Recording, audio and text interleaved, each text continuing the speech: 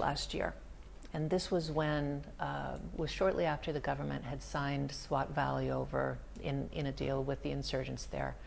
And there were also some, at the same time it was governor's rule here in the Punjab. And so people here were talking almost exclusively about governor's rule and nothing whatsoever about what was going on in Swat. And I found that people here in Lahore really didn't consider that to have anything to do with them. That it was unfortunate that they remembered having gone there on holidays, that it's a beautiful valley with lovely people, and that it was a shame, but it really didn't. It wasn't essentially a problem for all of Pakistan.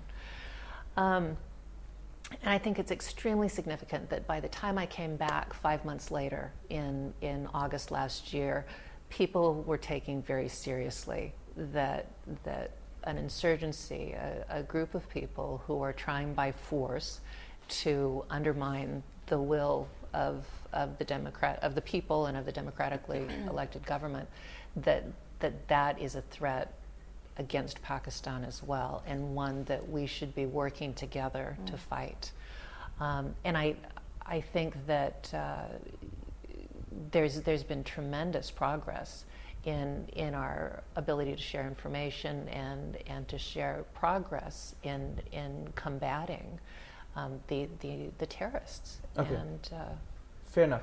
So that means that enhancing the law enforcement agencies, beefing up their equipment, beefing up their training skills level, you're working on ground practically in those terms. Yes, I mean, just to give one small example, just last week I was at one of the police training centers, and our Department of Justice had just completed a training program in forensics, so that police officers, the first police officers to get to a scene, can secure it and collect evidence so that evidence is available for later use in trial. So it's like a lab.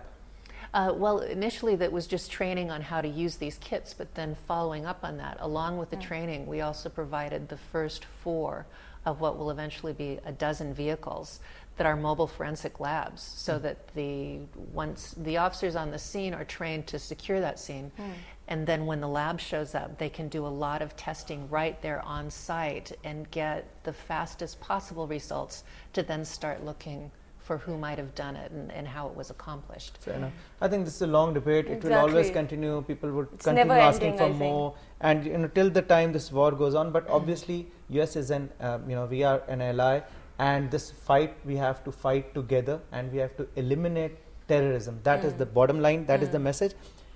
Any victims of terror, of these bomb blasts, these innocent victims, have you ever visited any hospital or any camps, or just to show the fact that US does support Pakistan, and we are a frontline state and we are an ally?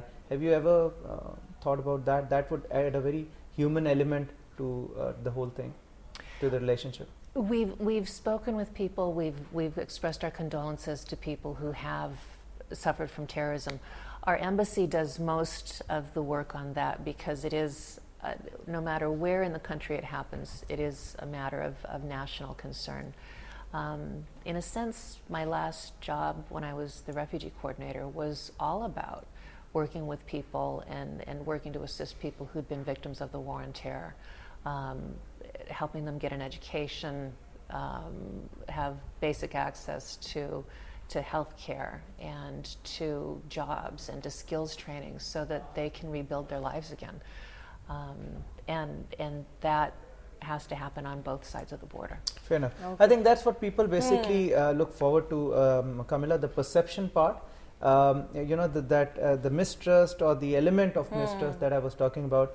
If you are seen more often, and people, that thing really affects and impacts the minds of people. If there's a communication gap, then I think there are misconceptions. Because बहुत से अच्छे काम हैं जो American Embassy कर रही है यहाँ पे on ground. मेरे पास पूरी लिस्ट है, आपने पैकेज में भी देखा होगा.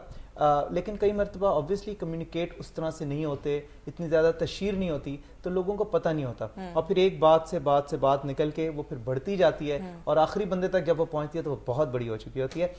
Carmela, thank you very much for this was a slightly serious portion of the program, but this was what people actually wanted to ask and that was in their minds basically. So that's what we wanted to ask you. Any message you would like to give to the viewers? Yeah, that's the camera. The whole nation is watching you, listening to you. Anything you would like to share with us? Well, first of all, I'd like to thank Jago Dunya for having me on. We were delighted to have the invitation, and we completely agree that more communication, clear communication, being as transparent as possible about the work that we're doing, cooperating with the government of Pakistan and the people of Pakistan is something we need to be doing a better job of. And so thank you for the opportunity to do that. Thank you so much, and we made you do such a thing which no other host can make you do that, and that was the break style jo humne break khas liya tha. But thank you so much. It was a pleasure having you. God bless you.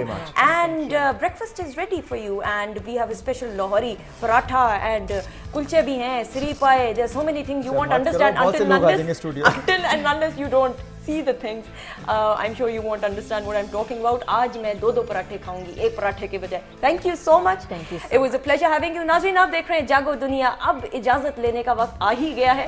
इंशाल्लाह Monday के रोज आपसे मुलाकात होगी. Monday को एक बड़े different रूप में हम आपको नजर आएंगे. सरप्राइज है, प्लीज सरप्राइज नहीं, प्लीज ना करना. सरप्राइज किलर है ये. सरप्राइज होगा, बहुत कुछ होगा. क्या होगा ये तो मंडे को ही पता चलेगा. अपना बहुत सारा ख्याल रखिएगा. खुदा हाफिज़ एंड बाय बाय.